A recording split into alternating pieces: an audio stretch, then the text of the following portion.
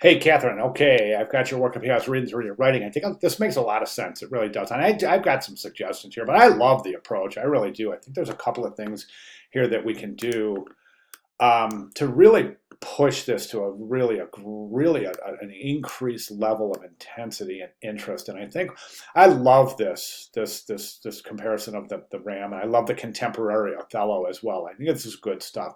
I think right now the main thing, and the main problem I'm having is it seems that you're using low quality and or low resolution images. So we can see this is not the clearest image.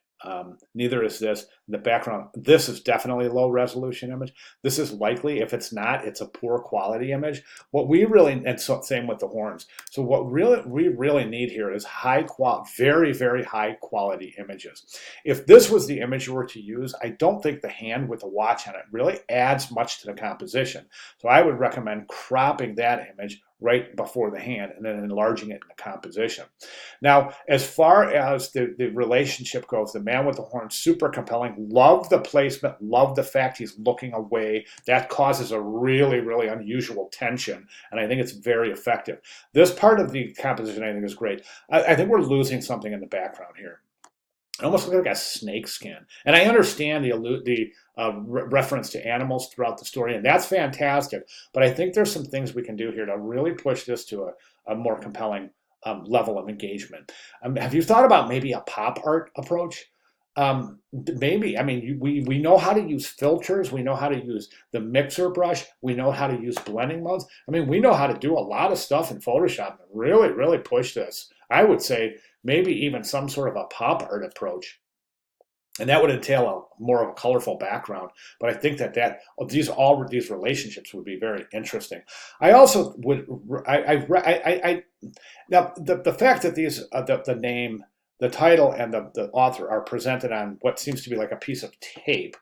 Is there a sort of conceptual tie there? Let me know if there is. And if not, maybe reconsider this. This just seems really random. The way that the type is presented on these white boxes for the background.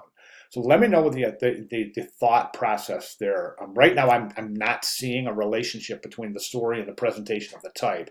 So now, of course, we've learned many effective type effects that we can use here as well. So I would say let's really push the creativity of the type, and then let's shoot for some sort of a really super interesting visual demeanor. And I think pop art might be a really interesting way to go here.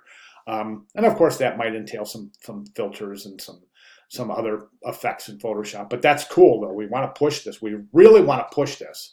Okay, so those are my recommendations. I know I didn't give you much to go on, but at least I give you some food for thought and some things to really think about as we move forward, which is really all we're looking for in this kind of first preliminary stages, study stages altogether. So what I would say at this point also is consider designing the spine and the dust flaps, the back cover, the spine, and the dust flaps. And that way, if you do decide at one point to put this in your student portfolio, it will be complete.